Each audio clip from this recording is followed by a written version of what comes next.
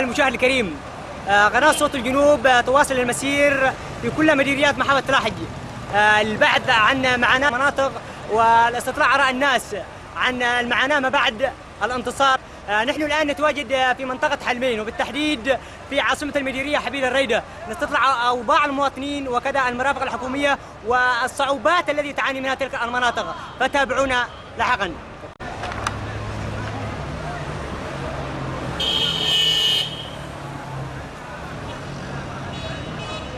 مشاهدينا الكرام، هنا نحن في مديرية حبيل الريدة.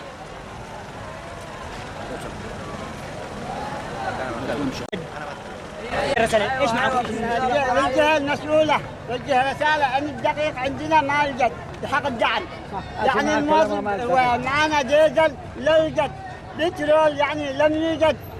طيب احنا حاليا وين نجي؟ احنا خارجين من الجمهورية، قولوا لنا ولا انفصاليين ولا حوثيين، احنا نطالب معه، يعني بنطالع بصرفهم بكل محافظة بصرفهم، لكن حاليا دقيق ما وجدناه حق أوزعت من الدول الخارجية. الإغاثة. طيب وين نجي؟ إحنا نتساءل وين بدوه؟ هل بيستلموه المسؤول يباعوه؟ هل بيستلموا يعني مع شيء طلع اسمه حاليا كامل؟ إحنا نتساءل هذا الشيء. شكرا لك يا عم. لا درينا من هو المسؤول عليه وما هي الجهة الذي أنكره، يعني نضال يعني أبناء حالمين أصبحنا لا كهرباء ولا مياه ولا دعم. الدعم بيجي وشلوه اصحاب الاصلاح واصحاب المؤتمر، ناس خارجين يعني عن السلطه، ولا درينا ما هي القياده، مع من نتكلم ولما نطالب شي قياده يعني تنظر بعين الرحمه امام المواطنين المظلمين. الرواتب يعني ما بتجي الا بعد شهرين 3 شهور، رواتب الموظفين. أيضا بالنسبة أي دعم يعني يصدر لا يستحقوه ولا يستلموه المواطنين، بتصير له جهات أخرى. الآن رحنا نطالب باسم مديرية حالمين يعني بكل ما هي تستحقه، يعني من كل صغيرة وكبيرة. هذا وشكرا. شكرا لك. الاستاذ عبد الرقيب عبد الله احد اساتذه منطقه حلمين مدرسه النموذجيه بيتحدث لكاميرا صوت الجنوب عن الوضع التربوي الذي تعاني منه هذه المنطقه، بالاضافه الى الاوضاع الاجتماعيه الاخرى. تحدث يا سيدي. بسم الله الرحمن الرحيم. في البدايه نشكر قناه حشد الصداقه النزول الى حلمين لتلمس اوضاع. لا ادري من نبدا، ولكن الكتاب المدرسي عدم وجوده بالخالص، وازدحام الطلاب في الفصول الدراسيه، عدم وجود الغرف الدراسيه الكافيه، كبيره المدرسه وتامين المدرسه، مشاكل الاباء بتنتقل ليله للمدرسه، مشاكل كبيره جدا. الله يعيننا. هنا نلتقي القيادي في مجلس الثوري مديرية حلمين الشيخ أو العميد محسن أحمد حسين، يخبرنا عن ماذا تعاني منطقة حلمين وبالتحديد مديرية حبيل الريدة، وما هو الوضع ما بعد الانتصار، ما بعد انتصار المقاومة. تفضل سيدي. أولا بسم الله الرحمن الرحيم، والصلاة والسلام على أشرف المرسلين محمد بن عبد الله الصادق الأمين وعلى آله وصحبه أجمعين. ثانيا نرحب بصوت الجنوب إلى مديرية حلمين البطلة. بالنسبة للسؤال، حقيقة مديرية حلمين هي قدمت الكثير والكثير في مسألة مرحلة الثورة ومرحلة الكفاح المسلح بين الاحتلال الحكومي مع الفاشي الأحمر الأطراف. وحقيقة بعد الانتصار اللي حقق هذا الشعب العظيم بقيادة المقاومة الجنوبية في الجنوب وطرد الاحتلال، عانت هذه المديرية لا حد الآن عانت كثير من المشاكل والصعوبات. أولا من المشاكل هي حق الشهداء والجرحى. لا حد الآن لم نستطيع أن نوصل إلى أي جهة رسمية من أجل إيش؟ حل قضية الشهداء وإعطائهم حقوقهم وإعطائهم رواتب وإعطائهم كل الإمكانيات لأسرهم لأنهم قدموا دم. أيضا الجرحى، مثلا أعطيك مثل حادثة ضرب الطيران في جبل الزيتون لأبناء حلمين، راح هناك ضحية 11 شهيد و55 جريح، راحت حوالي 6 سيارات وباصات يعني دمرت كامل، راحت أسلحة المقاتلين، الجرحى والشهداء لاحد الآن لن يعوض أي جريح أو شهيد من خلال هذه الضربات الذي أدت بأبناء حالين إلى كارثة كبيرة جدا، والذي ذهبت شأن الضربة حوالي يعني 11 شهيد و55 جريح. ولا نعرف ما هو سبب توجيه الضربة لنا في جبل الزيتون، لا نعرف حتى الآن، ونحن نريد من هو السبب، ما هو المسبب، هل أقل من قوة التحالف أو قيادة الجبهة؟ نريد ما هو سبب ضربة أبناء حالين في جبل الزيتون. شكلنا لكن شكلنا ذا لحد الآن لم يأتوا بجواب شافي كافي لأبناء حالين حتى نحن لا نريد مثلا تعويضات ولا نريد تهوية هذا، ولكن نريد حق مستحق. الشيء الآخر أن الشرعية لن تقدم أي شيء، هذا المديرية مكانها مهمشة لحد الآن. المشتقات النفطية، المشتقات الديزل، المشتقات الإغاثة، كل شيء لا يوجد لحد الآن. ما هو كذا يعني بهذا الطريقة، معنا لا نعرف من هي الجهة. نحن مثلا في العراق السوري في المقاومة الجنوبية ما فيش عندنا نظام، ما فيش عندنا قيادة لحد الآن، ولكن يقولوا أنه في سلطة هي الشرعية، حكومة الشرعية. لحد الآن لم نلبس أي شيء من الشرعية بما يسمى حكومة الشرعية حقيقة. نعم الانتصار صح هو عطيه معنوي عالي لأبناء الجنوب بشكل عام، بشكل خاص أبناء الطالع والريفانيات. لحد الآن معناته أن احنا في المسألة مثلا بما يخص جانب الخدمات على مستوى المديرية هنا ما فيش، لا يوجد أي شيء، لا خدمات طبية بشكل عام، لا خدمات صحية، لا خدمات مثلا مشتقات النفطية، الديزل، غاز المطابخ هذه. بس من يدير هذه المرافق الحكومية ومن يدير الوضع هنا من أبناء المنطقة، هل التقيتم معهم؟ هل فعلتم تلك المرافق؟ حقيقة هذا السؤال مهم جدا بالنسبة للمرافق الخدمية على مستوى المديرية. نحن بعد الانتصار جلسنا مع المقاومة وجلسنا مع أبناء حالين بما فيهم السلطة المحلية، المدير العام، بما فيهم مدير الأمن، بما فيهم مدراء المكاتب التنفيذية، ووضعنا خطة معهم. وضعنا خطة على مستوى المكاتب التنفيذية والآن سارية. مثلا الخدمات الطبية شكلنا لجنة من الدكاترة اللي داخل مرافق القمر يحصوا لنا مثلا ما هي الموجود من أجل إيش على الأقل نحافظ على الموجود اللي هو موجود داخل المرافق، وما هي مثلا الميزانية التشغيلية، عمل الخدمات الصحية في المستشفى الموجود الوحيد في مديرية حالمين، والخطة موجودة لحد الآن. ونزلنا وشكلنا لجنة من الدكاترة من أجل رفع تقرير مفصل للخدمات الطبية، ومشان إيش أن نقضي على كل السلبيات وجدت والفساد الموجود في هذه المراحل. أيضا أعطينا توجيهات أنه لا تعامل مع النظام ولا تعامل مع النظام صنعاء، لأن احنا مرحلة جديدة وطرنا الاحتلال، ويجب على كل مثلا الحالمي اللي هو مدير مرفق الصحة هو من حالمي، يجب عليه أن يحافظ على المنتجات العامة بهذا المرفق، ويجب أن يهتم من أجل إيش؟ أيوة من أجل إيش؟ يعني يحسوا الناس إن في تغيير صورة هذا، في تغيير في العمل في الصحة. كذلك التربية، شكلنا لجنة من 3 مدرسين من التربية، والآن نازلين على التربية والصحة من قبل المقاومة وقيادة الحراك الثوري، وكذا مشترك من عنا المدير العام وأعضاء من الهيئة الإدارية للمجلس المحلي. عندنا تنسيق كامل بالنسبة لهذا من أجل إيش؟ أن ننهي كافة السلبيات والفساد الموجود، تمام، من أجل أن ننهي على بقايا النظام الموجود اللي كان يتعامل معه في السابق في نظام الثلاثي. وأمام كل تلك الإشكاليات ما هي الرسائل التي توجيهها للجهات المعنية؟ أنا أوجه رسائل عدة. أولا أوجه رسائل إذا في جهة معنية، إذا في يسمى حكومة شرعية أو سلطة شرعية، أولا بحل قضية الشهداء، يجب أن يحلوا قضية الشهداء ويأتوا لهم براتب، لأن بعض الشهداء مدنيين ما يوجد معه حتى راتب من الحكومة، تمام، ويعي الأسرة كبيرة جدا فيه. من الذي بيهتم بهذا الكلام؟ هذا هو أمامنا أن نحن أحياء، تمام، وأمانة أمام الله سبحانه وتعالى، يجب أن نوقف موقف جدي أمام هذه المشاكل اللي يعانوا مثلا الشهداء. أيضا الجرحى، بعضهم جرحى لا يوجد في معه راتب، يعني الشرعية اللي تقولوا شرعية ودولة شرعية وحكومة شرعية مش موجودة عندنا بحالنا حقيقة، ولا نلمس بأي شيء من الحكومة الشرعية.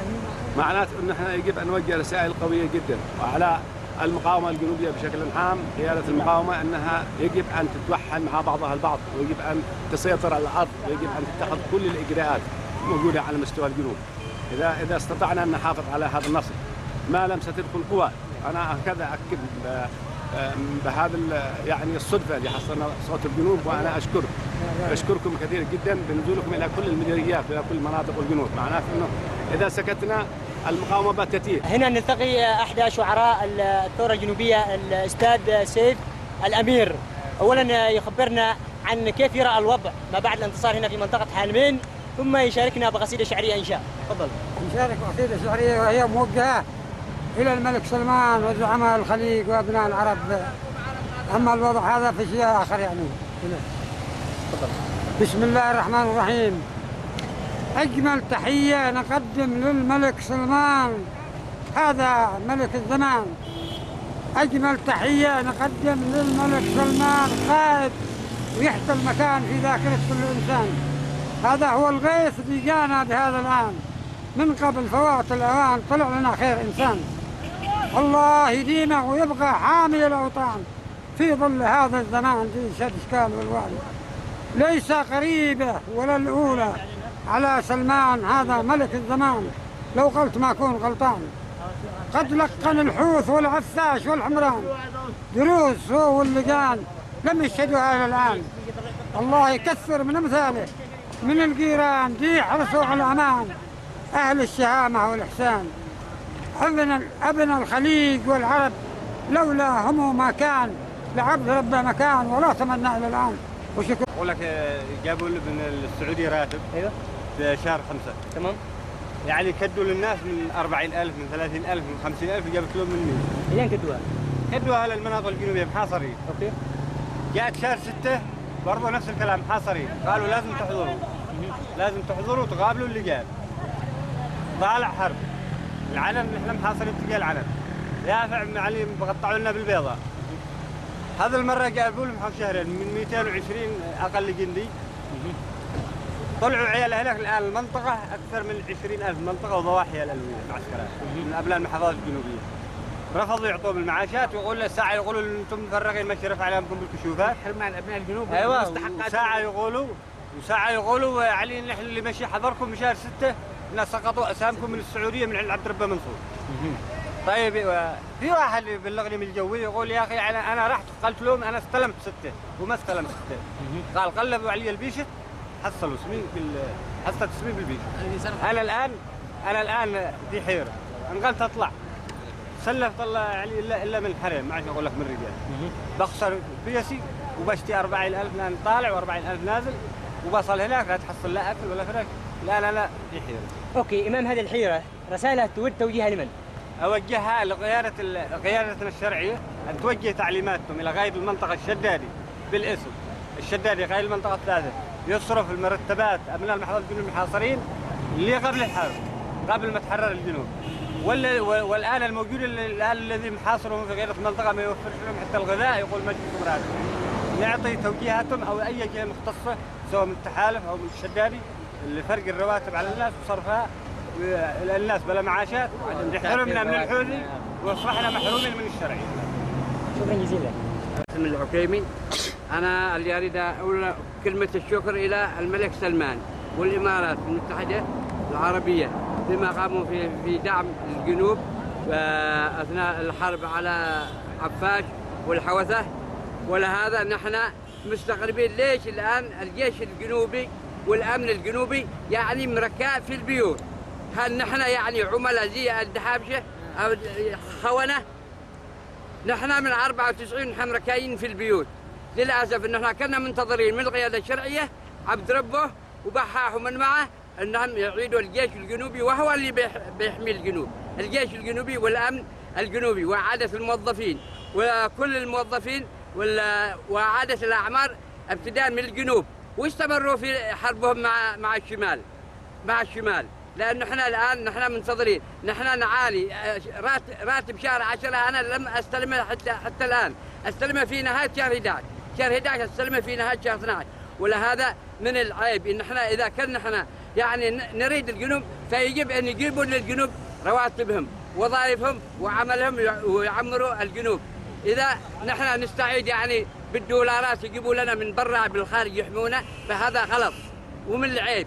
بدل هذه الامكانيات اللي بيجيبوها بالدولارات للناس هذه من برا مشان يحمونا، لا هذا غلط. عندنا جيش جنوبي وعندنا امن جنوبي وعندنا موظفين وعندنا ناس شرفاء بيحموا الوطن، بيحموا بلاد وارض الجنوب من المرتزقه من اي انسان معتدي ثاني مره.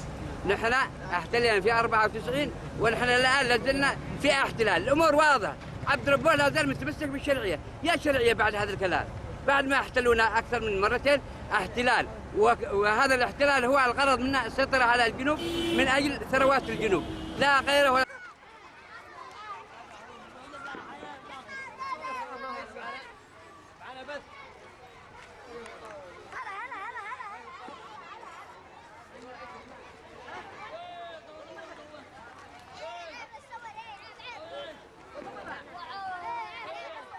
هنا في مكتب إدارة مدرسة سعيد صالح النوبية في منطقة حلمين. مدير المدرسة يحدثنا عن ما هي الأنشطة ما بعد الانتصار الذي تجري هذه المدرسة وكيف قبول الطلاب في هذا العام الدراسي الجديد، بالإضافة إلى ما هي المعاناة والإشكاليات التي تعاني منها تلك المدرسة. تفضل.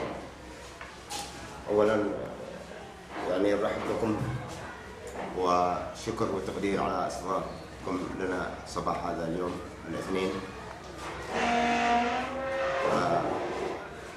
حقيقة نحن مع يعني الانتصار العظيم الذي حققه شعبنا الجنوبي في طرد في حال الاحتلال من أرض الجنوب إلى غير رجعة. ومع مشاعر هذا الانتصار كنا على أعتاب العام الدراسي الجديد 2015-2016، واللي فتحت المدرسة أبوابها حسب القرار التقويم التربوي في 10/10/2015. فحقيقة كما تدركوا العمل التربوي والتعليمي يعني صعوبته كثيرة ومتعددة. فمر شعبنا خلال العام الدراسي الماضي بصعوبات جمة، أيوة، نتيجة الأحداث اللي مرت مع البلاد اللي حصلت في البلاد، ولكن الحمد لله كانت ثمرتها واضحة وجلية للأعيان.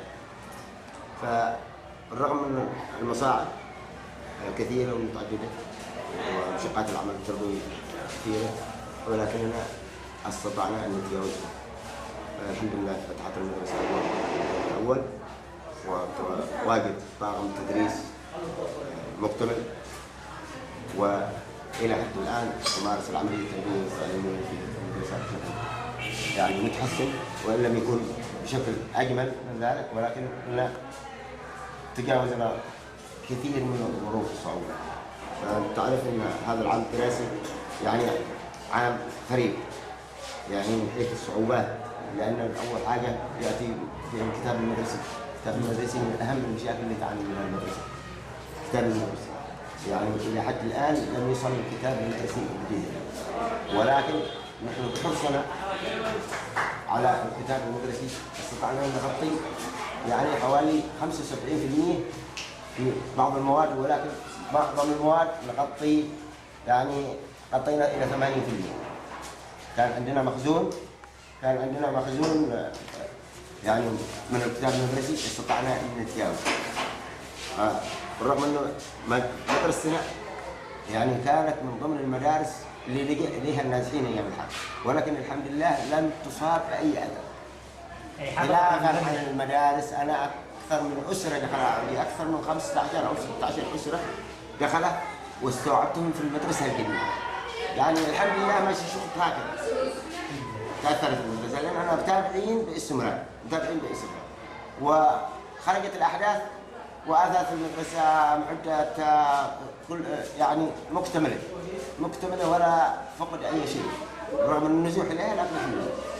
فحقيقة وضع العمل التربوي والتعليمي يعني وضع يعني فيه كثير من الصعوبات، ولكننا يعني نواجه هذه الصعوبات باجتهادات. أيوة باجتهادات. أنت تعرف ضعف عمل الجهات المقابلة، يعني في مبرر وفي غير مبرر. يعني لأن الآن مدير المدرسة لما يكون يشعر أنه هو الوزير بالمدرسة حقا ويعمل بالاجتهادات فيفشل على طول. يعني لا جهات مقابلة اللي تدعمك، لا جهات اللي تساندك. فصراحة احنا بدأنا العام الدراسي هذا باجتهادات في كل الأمور. برضه لا تنسى يعني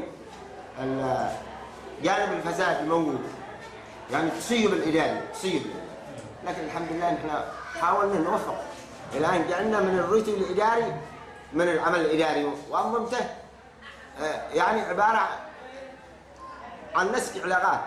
إذا بعلاقاتنا علاقات شخصية استطعنا أن نسير العمل. أنت عارف أن يعني مبدأ الثواب والعقاب مفقود هذه الأيام. في جهات عليا وفي جهات عليا وفي يعني في كل المراحل.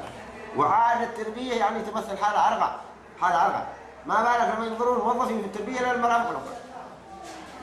فالحمد لله يعني العمل بيمشي على ما يرام، وأقل من المواد تدرس، لن تكون مادتين عندي موقفة فقط، ولكنها المعلم حقها موجود. يعني قرآن الصف الثامن وقرآن الصف التاسع فقط، المدرس موجود. بس ليش موقفة التي جت لحالة مرضية عند المدرس فقط، حالة مرضية عملية يعني فقط، ولا المواد تدرس. حاولنا نحن نمشي الأمور يعني بشكل طبيعي، رغم أن لدينا ضغوط أو إمام هذا السرد الجميل وروح البدء التي تحدث بها إدارة المدرسة والمعلمين في هذا المنطقة في تلك المدرسة الأمنية على مستوى المحافظة إن صح التعبير، ما هي النصائح والإرشادات التي تريد توجيهها للمدارس الأخرى في مديرية المحافظة الجنوب؟ والله أولاً أشد العزم على أيدينا في انتشال موقعية العمل التربوي والتعليمي، وهذا نصيحة أقدمها لكل التربية، لأن العمل التربوي والتعليمي شهد يعني خلال الأعوام الماضية ركود، وشهد يعني شلل شبه يعني شبه كل سواء من حيث المناهج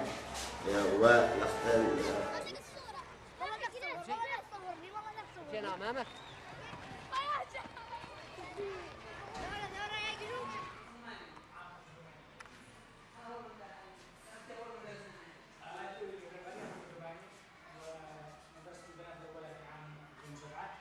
وهذه عمل 18 بس قصدي إدارة التربية هنا على أهمية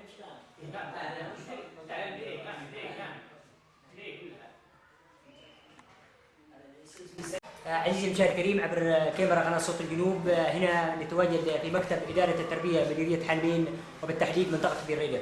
بعد لقائنا مع إدارة المدرسة النموذجية مدرسة سعيد صالح وكذا مع بعض الأساتذة والطلاب، نحن نطرح كل المشاكل والإشكاليات على إدارة التربية مع الأستاذ عبد الفتاح مثنى سالم. ما شاهدناه في مدرسة سعيد صالح النموذجية من انضباط وتواجد كثير من الطلاب، هل يساري ذلك على كل مدارس مديرية حلمين؟ بسم الله الرحمن الرحيم. في البداية أشكر قناة صوت الجنوب على اهتمامها بالعمل التعليمي والتربوي في المديرية ونزولها إلى المديرية تفقد سير التعليم في المديرية، وهذا يدل على شيء ولما يدل على اهتمامهم العالي بالتعليم. بالنسبة للانضباط على مستوى المديرية يكاد يكون متفاوت من مدرسة إلى أخرى، ولكن بصورة عامة هناك انضباط عالي، هناك جهود تبذل من إدارات المدارس، من المعلمين، من أولياء مجالس الآباء، وجدنا مجالس آباء متفاهمة سعت معنا حتى في توفير معلمين على حساب أولياء الأمور في المناطق التي تم فيها حالة عدد كبير من المعلمين للتقاعد. نعاني هذا العام من مشاكل كبيرة في مديرية حلمين، خاصة أن العام الدراسي هذا فتح بعد الحرب الظالمة على الجنوب.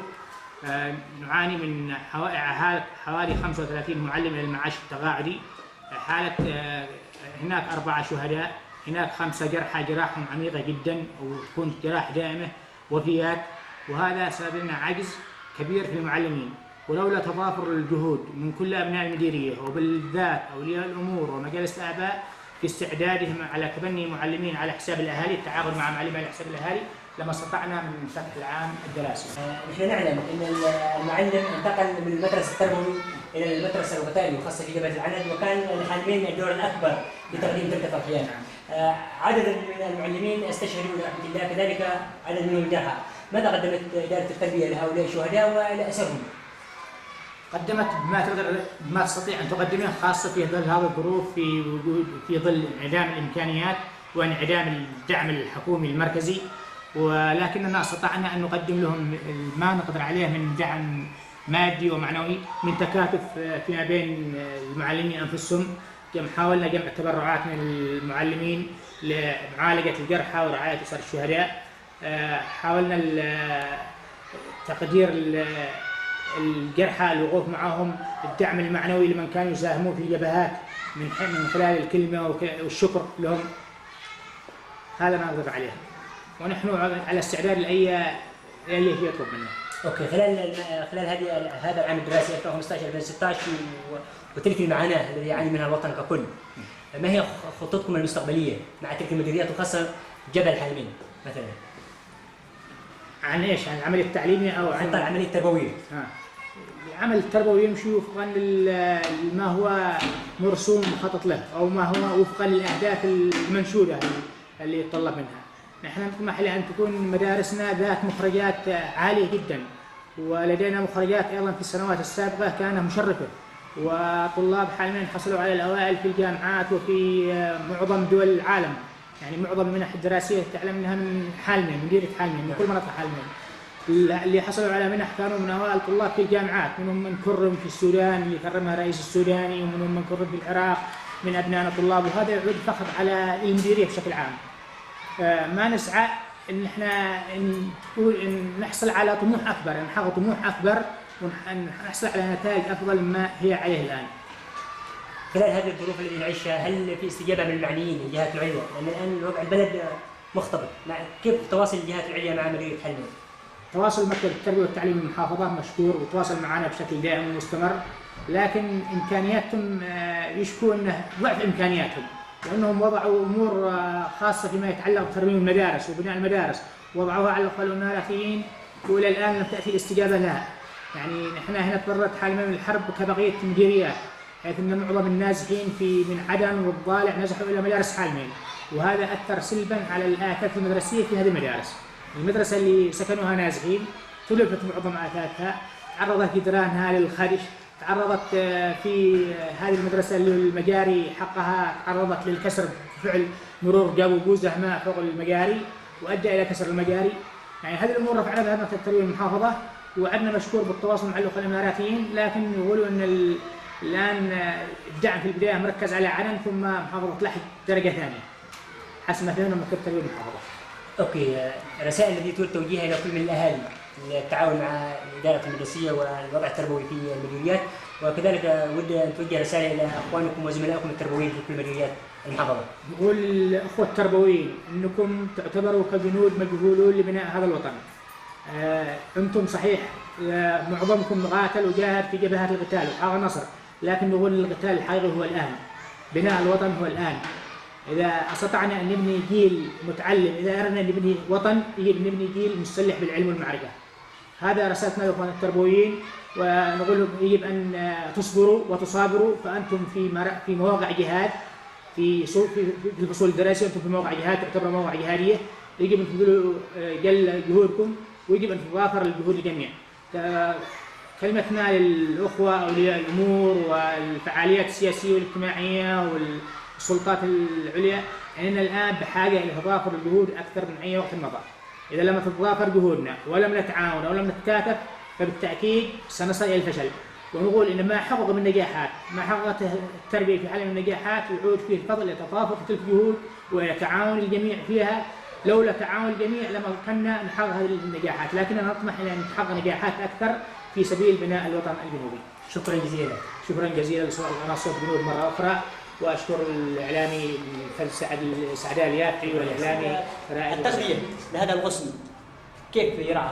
والله تعاني من مشكلة انقطاع التغذية. انقطعت التغذية من نهاية شهر مارس 2015 بسبب الحرب الظالمة على الجنوب، وإلى الآن لا زالت متوقفة، ويعاني منها تقريبا 89 طالب في هذه المدرسة يعانون من مسألة التغذية، وهم من مناطق بعيدة جدا لا يستطيعون الدراسة في مناطقهم. مناطقهم لا توجد فيها فصول دراسية، وكل عام ينتقلوا إلى هذه المدرسة للدراسة. هذا العام يعانوا من مشاكل التغذية، وأصبحت ظروفهم ظروف صعبة جدا. نتمنى من الجهات المختصة في السلطات العليا، مكتب التربية المحافظة، قيادة المحافظة، ووزارة التربية والتعليم، أن تنظر بعين الاعتبار للتغذية في مديرية حالمين القسم الداخلي. أيضا نتمنى من أهل الخير أن يقدموا للطلاب ما يستطيعوا تقديمه، خاصة في مثل هذا الظرف. أن الطلاب يعانوا من صعوبات مالية جمة لا يستطيعون توفيرها. شكرا لك. شكرا لك. شوف ضاع مع ذلك.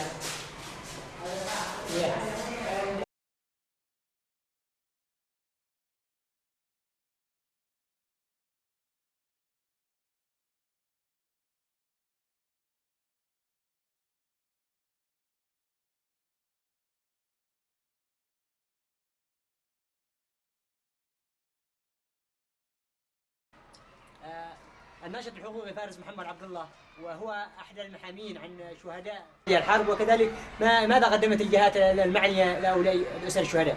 بسم الله الرحمن الرحيم. اولا اشكر قناه صوت الجنوب على حضورها الى مديريه حالمين، واشكر الاعلامي سعدان اليافعي وزميله رائد الغزالي. وفي البدايه احب ان اوضح انه حالمين كانت سباقه يعني في التاريخ الحديث بالنسبه للجنوب، فقد كانت سباقه في طرد قوات الاحتلال المتمثل في القطاع العسكري الذي كان موجودا في عاصمه المديريه، وبالتالي كانت منذ ذلك الوقت مرتكزا ومقرا للقاءات الحراك السلمي ومرتكزا للاجتماعات. وشهدت هذه القاعه التي نحن بجوارها معظم لقاءات واجتماعات الحراك في محافظه لهب. وكانت حالمين في هذه المره ايضا سباقه، وساهم ابنائها وشارك ابنائها في جبهات القتال، في جبهه الضالع وفي جبهة العند، وساهموا مع أخوانهم من أبناء الجنوب في تحقيق النصر وطرد قوات الاحتلال العفاشية وميليشيات الحوثي التي كررت اعتداءاتها وكررت غزواتها للجنوب. وبالفعل حالمين قدمت في هذه الحرب الظالمة عدد كبير من الشهداء، أكثر من 55 شهيدا، وقدمت مئات الجرحى في هذه الحرب. وأحب أن أؤكد أن الوضع حالمين بعد هذه الحرب، الوضع العام لحالمين، المواطنون في حالمين كجزء من أبناء الجنوب يشعروا بالفخر والاعتزاز لتحقيقهم هذا النصر، ومعنويات الناس مرتفعة وعالية، وعندهم أمل كبير في المستقبل، بأن المستقبل سيكون أفضل في ظل دولة جنوبية إن شاء الله قادمة، وفي ظل وطن آمن ومستقر، رغم ما نعانيه طبعا، رغم المعاناة ورغم الألم الذي عانى أبناء الجنوب. وحالمين جزء من أبناء هذا الجنوب خلال هذه الحرب الظالمة. وكما تشاهد من صور أن أبناء حالمين شاركوا في الحرب هذه على مستوى الجنوب، منهم من قتل في جبهة الصبر، ومنهم من قتل في نقيل ثر في أبين، ومنهم من قتل في عدن. هذا الوضع يعطي الطابع الوطني لأبناء حالمين بأنهم سوف يدافعوا عن الجنوب في كل منطقة، في رفان وفي حالمين وفي الضالع وفي عدن وفي أبين، وأن تطلب الأمر أن يذهبوا إلى أبعد ما يمكن للدفاع عن الجنوب واستعادة دولته، لأن هذا هو خيار أبناء حالمين، هذا هو الخيار الوطني في إقامة دولة جنوبية. بالفعل كما قلت أنه تعرض أبناء حالمين يعني في جبل زيتون كما تطرق قبل الآخر رئيس مجلس الحراك لضرب الطيران العسكرية. وهذه إلى هذا الوضع نحن لم يأتينا يعني خبر أكيد أو يعني صريح بهذه الضربة من وراءها، ولكن كما اعتقدنا وكما اعتقد الكثير أن هناك خطأ من قبل قوات التحالف يعني في هذه الضربة الذي سقط فيها حوالي 11 شهيدا وحوالي 55 جريحا من أبناء حالمين. ونحن توجهنا وتابعنا بعض الجهات في جبهة العند، وقالوا أنه هذه المسألة ممكن تحدث ضمن أخطاء الحرب. الآن بالنسبة لنا تم سفر بعض الجرحى الذين تعرضوا للإصابة أثناء فترة الحرب، وهناك باقي قليل من الجرحى لم يتم تسفيرهم إلى الخارج. بعض الجرحى كانت إصاباتهم يعني طفيفة وتم علاجهم في الداخل. في كل الأحوال نحن فخورون ونحن مسرورون يعني، ونحن معتزين بكل الشهداء الذين قدمنا في سبيل الوطن، وبكل الجرحى الذين قدموا دماءهم في سبيل الوطن. ونشد على أيدي الأخوة الموجودين الآن أن المرحلة القادمة هي مرحلة جديدة في تاريخ الجنوب، هي مرحلة بناء، هي مرحلة أمن واستقرار. يجب أن يتكاتف الجميع من أجل استقرار الأوضاع، توفير الخدمات الأساسية لأبناء الجنوب في القرى. نحن بصراحة بعد هذه الحرب وبعد طرد القوات المحتلة من عدن ولحج ومعظم أجزاء الجنوب، هناك ما نشعر أن هناك في تعمد وفي تلكؤ في توفير الخدمات الأساسية في العمل من أجل استقرار الأوضاع، من أجل السير الطبيعي للأمور في الجنوب. والناس يتساءلون لماذا هذا البطء في توفير خدمات الكهرباء إلى هذا اليوم؟ وأنت تعلم أخ سعدان أنه لم يتم توفير التيار الكهربائي على مستوى محافظة لحج كاملا، رغم أنه قد مضى أكثر من 4 أشهر يعني أو 3 أشهر من طلق قوات الاحتلال هنا. إلى هذا اليوم لم يتم انتظام عملية توفير المشتقات النفطية من بترول وديزل إلى المديريات في حالمين، ونعاني من أزمة كبيرة في هذا الموضوع، رغم أن الطريق مفتوحة إلى عدن، ورغم أن موانئ عدن والبحر كلها تحصل التحالف. لماذا لم يتم الانتظام في عملية توفير المشتقات النفطية؟ لأن هذه المشتقات تعتبر شريان حيوي لحياة الناس في مديرية حالمين وفي غيرها من المديريات في محافظات الجنوب.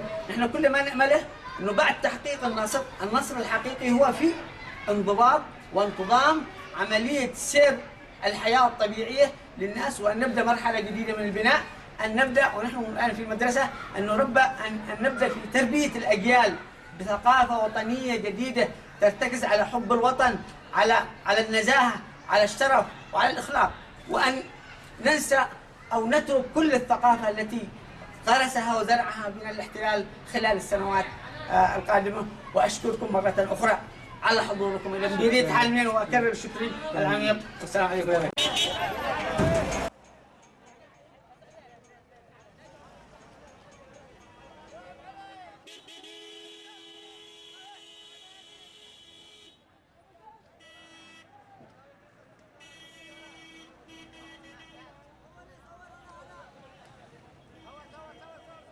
أبرز شعراء الثورة الجنوبية الشاعر عيدروس الحلمي هنا في مركبته. يحدثنا أولا مبروك عليك، فين حصلك النفط والبترول؟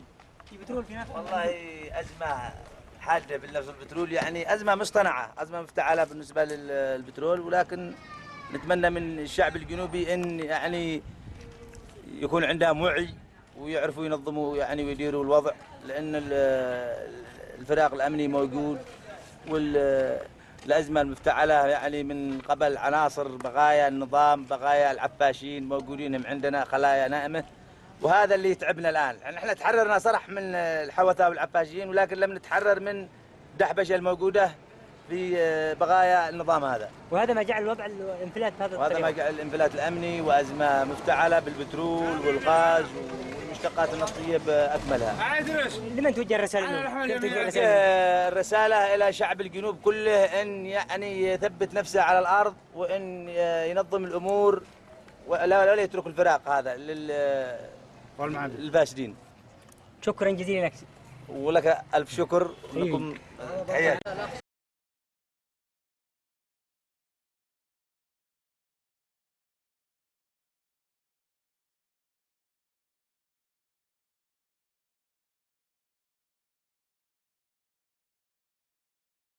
إجراء العمل في هذا المستشفى ما بعد الانتصار أو ما بعد انتهاء الحرب، وما هي أبرز الصعوبات التي يعاني منها المستشفى؟ طبعا المستشفى احنا أخذناها وهي كلها على أساس أن عملوا لها ترميم في خليج 20 تمام، وبعدين بعد ما عملوها ترميم.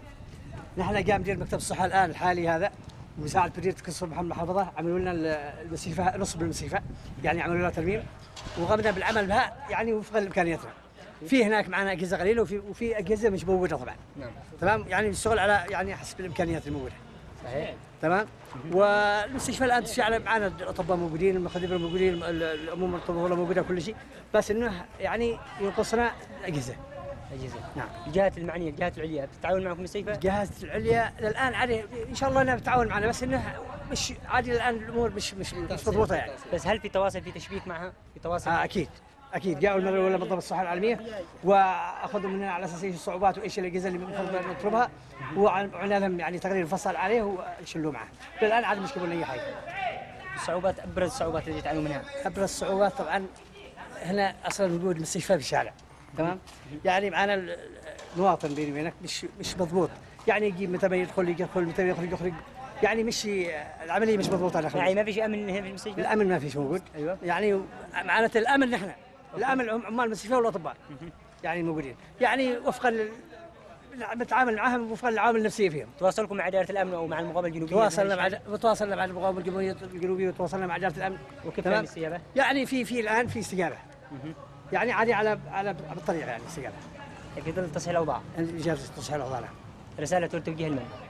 رساله اتوجهها لكل ابناء منطقه حالمين، يعني للحفاظ على المستشفى هذا، الصلح المصلحه العامه. ايوه الصلح هذا لانه بالاخير هو يعود لهم.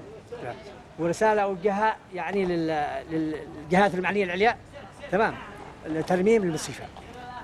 ترميم المستشفى. خليج 20 الى حد اليوم هذا المقاول هذا تواصلون معنا كيف؟ تواصلنا معه ماشي. المقاول هذا قد يعرف الاخ هذا ما في كأنه ما فيش امكانيات يعني معهم، او ما فيش نزلوا لهم اعتماد او حاجه زي كذا. الجهات المعنيه عارفه الامر انها الجهات المعنيه كلها المحافظه والوزاره وش يقولون؟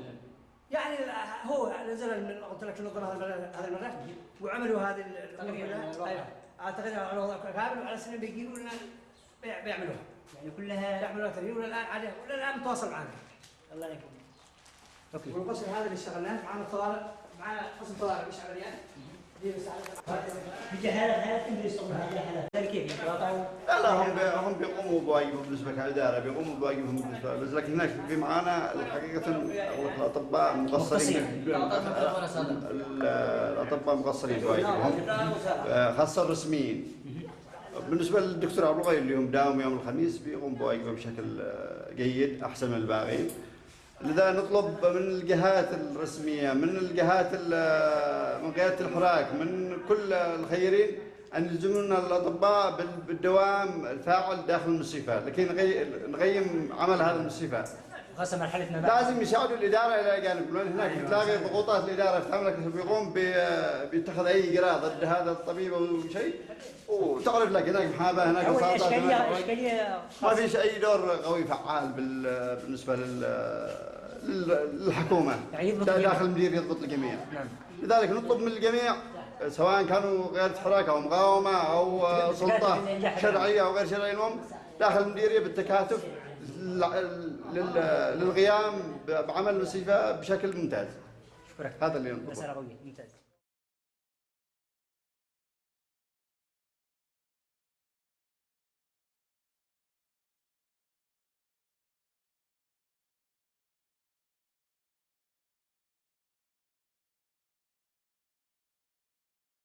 الانفلات الامني يؤدي الى انفلات الجانب الاداري، حيث الجانب الاداري عندنا ضعيف جدا ولم يقوموا المدراء العموم بدورهم. الشيء الثاني معنا اللي هو الاغاثه، لم تصل الاغاثه الى المديريه ولا يتم يعني بالنسبه للفقراء الذين هم فقيرين لاعطائهم بشكل مادي والاسر الناس كذلك. ومعنا وصل اوكي امام الانفلات الامني وعدم وصول الاغاثه الى المعنيين هنا في المديريه، ماذا عمل المجلس المحلي امام تلك التحديات؟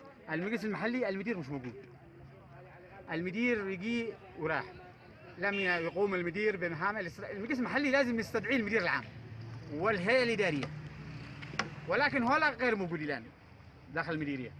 وفي اداره تنشط زي التربيه والجانب الصحه، هذا ينشطهم جانب عمل انفرادي، ولكن المجلس المحلي والسلطه المحليه بشكل عام لم تقوم بدورها بالمديريه بشكل المطلوب. لم تقوم السلطه المحليه بدورها بشكل مطلوب ما بعد الانتصار والوضع الذي تسيطر عليه المقاومه الجنوبيه. ما دور المقاومه الجنوبيه والمجلس الحراك الثوري من هذه المعضله؟ يعني دورهم مش عندهم امكانيات. اوكي. ودورهم يقتصر على ضعيف جدا، لان لا مش معاهم امكانيات يقوموا بالدور المناط فيه بالجانب الامني او بالجانب الاداري. وهم راضين عن وتغيب السلطه الحريقيه؟ ليس معهم محاولات ضعيفه وليس، لكن ليس معهم دعم الكافي ليقوموا بعملهم. شكرا لك. اشكرك.